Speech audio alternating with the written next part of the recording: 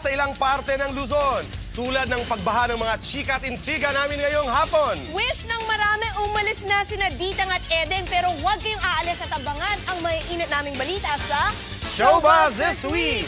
Mass wedding ang unahin po natin. Mayor Vilma Santos nagkasal sa Lipa and Governor and Mrs. Bong Revilla nag-sponsor naman ng kasal sa Cavite.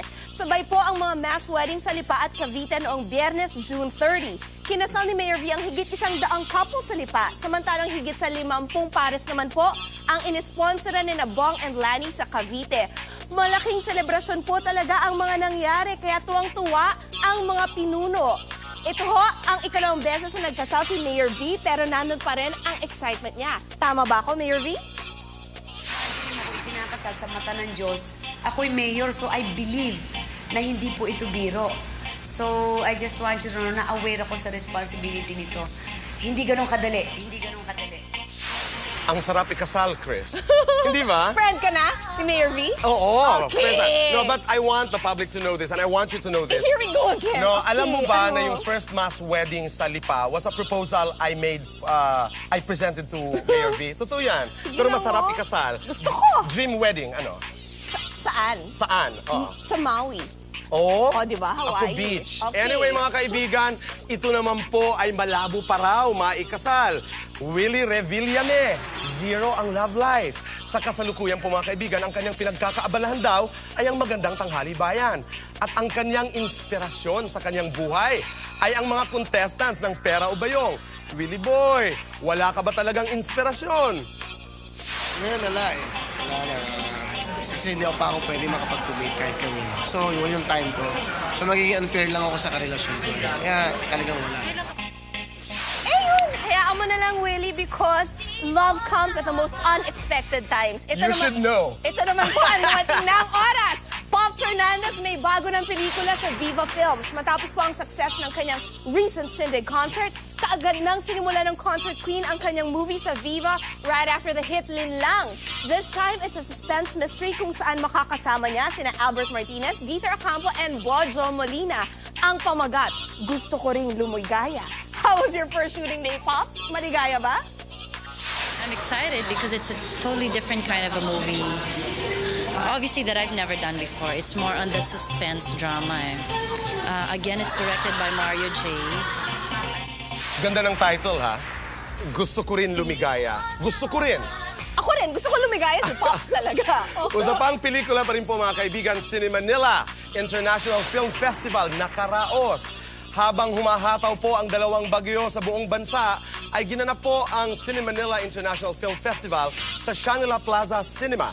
Sa pagkakataong ito po ay binigyan ng karangalan ang mga Filipino artists na nagsisilbing haligi ng Philippine movie industry. Kabilang na dito po ang Life Achievement Award na iginawad kay Mang Dolphy, ang ating comedy king, at tunay na nakakataba po sa puso, lalong-lalo na po para sa kanyang anak na si Eric Quizon na siyang tumanggap sa award. Narito po ang sinabi ni Eric. My dad, I'd like to thank Kikoy Aguiluz and everyone behind Cinemanila International Film Festival for this honor that they gave my father. The whole idea of the festival is to build the audience for these kind of films. If we want our cinema to improve, we have to be able to watch the movies that are different, movies that make a difference, quality films. Congratulations sa kanilang lahat, most especially kay Tito Dolphy. Pero kung may natatanggap daw, meron din daw nawawala. Jo Marie Iliana aalis dahil mag-aaral na sa Amerika.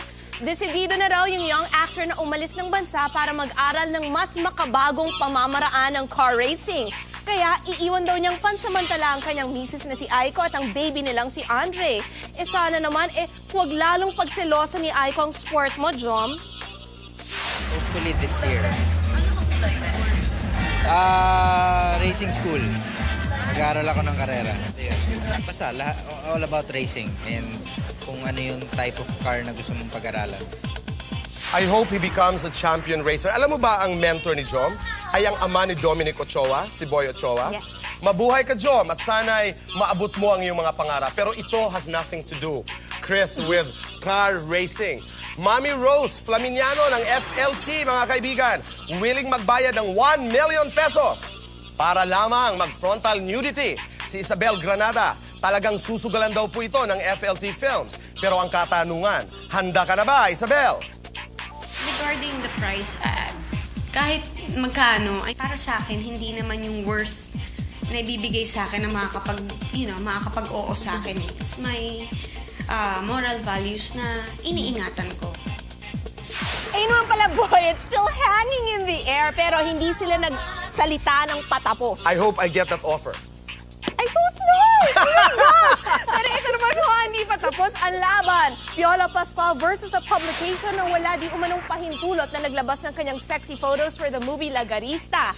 Nagbanta noon po ang aktor na idedemanda ang publication. Pero ano na nga bang update tungkol sa kaso, Piolo? Well, all we asked for them was to apologize sa 3 major broadsheets. I don't know if they did that, pero nasa higher management na ng ABS yon, sa legal management. Hindi ko na alam. No emergency power, pero kakaibang power ang dulot ng mga nagbabagang isyu at balitaktakan. Patuloy ang pagbulusok ng piso pero may init na balita, libre pa rin. Kaya tumutok lang sa The Buzz!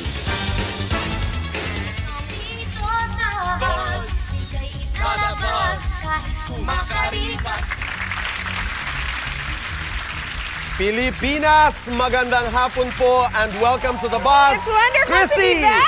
welcome I missed you, home! boy. I Okay, missed you I just too. have to say hello to the people sa PAL counter sa LAX because they were so nice to me and they watched us. And maraming salamat sa mga customs agents dito naman sa Centennial Terminal. Thank you very much. At sikat tayo saan? Sikat tayo sa LA, boy! Hinihiram nila ang tape ng The Buzz. Talaga? Yes. And when you bought my makeup, Yes. the girl knew my name? The girl at the Mac Oh. counter knew who Boy Abunda was because she was half Hawaiian and half Filipina. Thank you, America. At saka hi to Mama Lina and the Centeno family of California and the Filipinos of Washington State. And I have friends in the studio. Sa lahat po ng mga taong dumadalaw ho sa amin dito sa studio, linggo-linggo, maraming salamat. And tomorrow, happy birthday, Dudu D. Ikaw and lang ang Tony. may dalaw. Ako walang Hindi, dalaw. maraming dalaw. And Na-insecure Bebong ako. Munoz, thank you for Okay, visiting us. minamadali nila tayo. Mainit Magpapasalamat ngayong hapon. ako kay Bambi Fuentes na sinamahan ako sa Amerika at pinaganda ako today. At meron pa siyang ginawa. Oh. Pag-uusapan namin yan. Mga kaibigan, malamig po sa labas. Malamig dito sa studio, pero mainit ang... Yes, ang The Buzz! Huwag mo kayo aalis. Wait sandali, boy. Baka ina-expect nyo huling Mel Gibson interview will be aired last week of August pa in time for the showing of his movie, The Patriot. Pero look forward to it because I feel it's one of my best. Did he like you? I think. Okay. Huwag mo kayong aalis. Magbabalik po ang The Buzz! We were one big happy family until Ding Dong came along. Matapos mapakinggan ang mga salita ni Chessa Zaragoza, ang maiinit na pahayag ng ina ni Chessa at ni Dingdong Avanzado, susunod sa The Buzz.